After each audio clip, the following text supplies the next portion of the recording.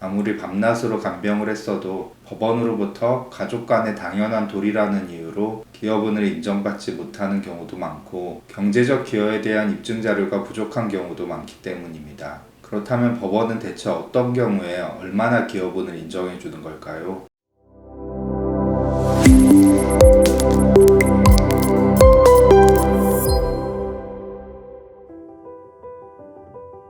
안녕하세요. 법무법인 더 스마트의 상속 전문 변호사 김동일입니다. 다른 가족들이 각자의 삶으로 바쁠 때 홀로 묵묵히 부모님의 병수발을 들고 생활비까지 감당하시는 분들이 계십니다. 또한 이에 더해 흔한 일은 아니지만 자녀가 부모님에게 경제적 지원을 하여 그 재산이 상속재산으로 남아있는 경우도 있습니다. 오랜 세월 그렇게 헌신하다가 부모님이 돌아가시고 나면 내가 쏟은 노력을 법원에서도 조금은 알아주지 않을까 하는 생각을 자연스럽게 하게 됩니다. 법률적으로는 이것을 기여분이라고 부릅니다. 하지만 막상 소송이 시작되면 본인이 예상했던 기여분을 법원으로부터 인정받지 못하는 분들도 많이 계십니다. 아무리 밤낮으로 간병을 했어도 법원으로부터 가족 간의 당연한 도리라는 이유로 기여분을 인정받지 못하는 경우도 많고 경제적 기여에 대한 입증 자료가 부족한 경우도 많기 때문입니다. 그렇다면 법원은 대체 어떤 경우에 얼마나 기여분을 인정해 주는 걸까요? 오늘은 실제 저희 법인에서 진행한 상속재산 분할 심판의 판례를 바탕으로 구체적 사례에서 기여분이 얼마나 인정되는지 확인해 보는 시간을 가져보겠습니다.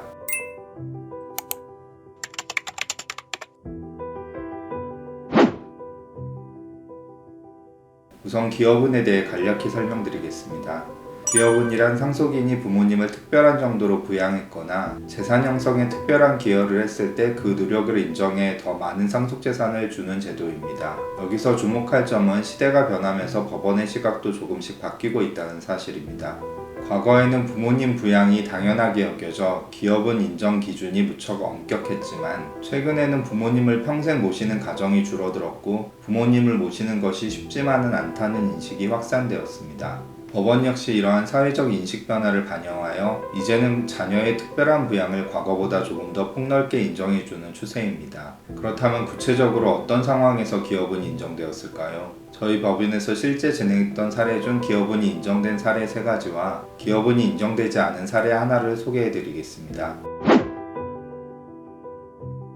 첫 번째, 기여분이 100% 인정된 사례입니다. 다른 형제들은 해외에 거주하여 부모님 부양에 전혀 도움을 주지 않는 상황에서 한국에 있는 한 자녀가 20여 년 부모님의 모든 생활비와 병원비를 전적으로 책임진 사례입니다. 의뢰인분은 꼼꼼한 성격이라 부모님을 부양한 자료들을 충실히 모아두셨고 부모님을 위해 20여 년간 쓴 비용 중 자료로 입증된 것만 3억 원이 넘었습니다. 반면 부모님이 남겨두신 재산은 부모님과 함께 살던 시가 4억 상당의 아파트 하나였습니다. 이에 법원은 다른 자녀들은 부모님 부양에 전혀 신경 쓰지 않은 반면 우리 의뢰인은 상당한 비용과 노력을 들여 부모님을 모셨고 그 비용과 헌신을 고려할 때 부모님이 남긴 4억 원 상당의 아파트는 우리 의뢰인에게 모두 귀속되어야 한다고 판단하였습니다. 두 번째로 기여분 50%가 인정된 사례입니다. 이 사건은 자녀의 특별한 부양이 아닌 재산 형성에 기여한 부분이 인정되어 기여분이 인정된 사례입니다. 피상속인은 아버지였는데 사업에 실패하여 가지고 있던 재산을 모두 잃게 되었습니다. 이에 우리 의뢰인은 아버지의 전세보증금 중 절반 정도를 부담하여 아버지가 생활하실 수 있도록 하였고 이에 법원은 남아있는 상속재산인 임대차 보증금 반환 채권에 대해 우리 의뢰인의 기여분을 50%로 인정하여 주었습니다. 우리 의뢰인은 기여분이 50% 인정된 뒤에도 남은 보증금도 다른 형제와 법정 상속분대로 나눠서 최종적으로 전세보증금 중 75%를 가져올 수 있었습니다.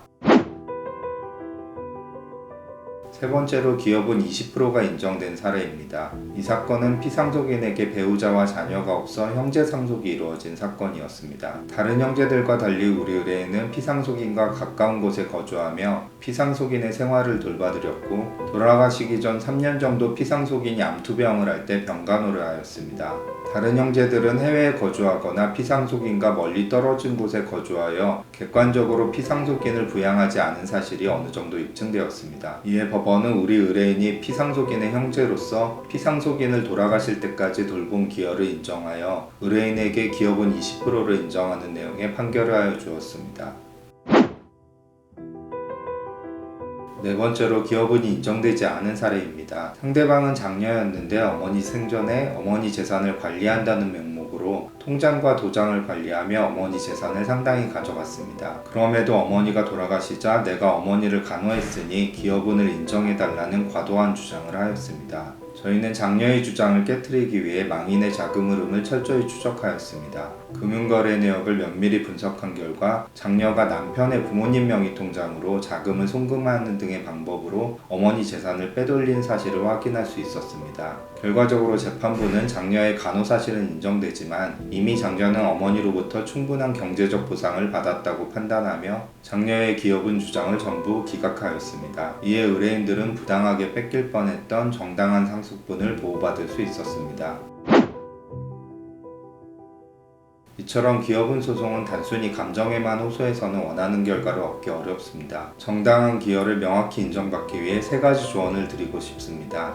첫째, 부양 비용은 반드시 객관적인 금융기록으로 남겨두셔야 합니다. 아무리 간병을 잘하고 치료비나 생활비를 부담하였어도 이를 객관적으로 입증할 만한 자료가 없다면 기여분을 인정받기는 쉽지 않습니다. 피상속인을 위해 사용한 자금은 사용처와 용도를 되도록 계좌에 특정하여 기록하여 두고 영수증 등 자료를 잘 모아두실 필요가 있습니다. 둘째, 통상적인 의무를 넘어서는 헌신임을 입증해야 합니다. 법원은 가끔 안부를 묻거나 용돈을 드리는 정도는 기본적인 의무로 봅니다. 동거기간의 장기성, 다른 형제들과 차별화되는 헌신적 간호, 생활비와 간호비, 간병비의 전담 등 통상적인 의무를 넘어서는 기여와 헌신을 하였음이 입증되어야 기여분을 인정받을 수 있습니다. 셋째, 생전에 미리 받은 재산, 즉 특별수익을 함께 따져보아야 합니다. 부모님을 돌봐드리고 생활비, 간병비를 부담하였어도 생전에 부모님으로부터 받은 재산이 많은 경우에는 기여분이 인정되지 않을 가능성이 있습니다. 부모님을 부양한 자녀라 하더라도 그 자녀가 생전에 부모님 몰래 빼돌렸거나 미리 가져간 자산이 없는지 철저히 추적해야 나의 정당한 몫을 온전히 지킬 수 있습니다.